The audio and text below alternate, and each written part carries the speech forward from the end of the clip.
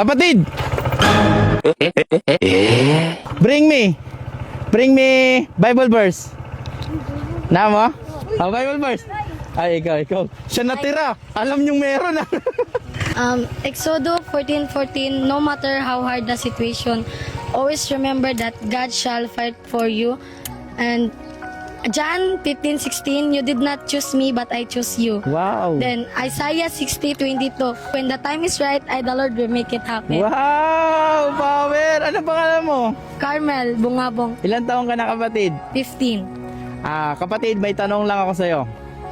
Ano sa iniabot sa imong kinabuhi na problema pero nalagpasan nimo?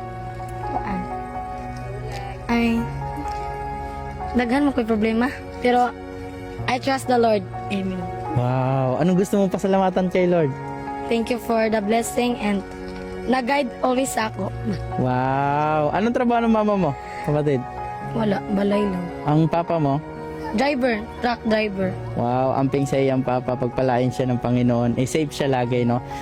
Thank you sa iyo, kapatid. Mabait kang bata. Ang wish ko lang, makatapos ka ng pag-aaral, makatapos kayo ng pag-aaral, and then padayon sa Ginoo sa words niya. Dahil diyan, kapatid, mayroong blessings galing kay God.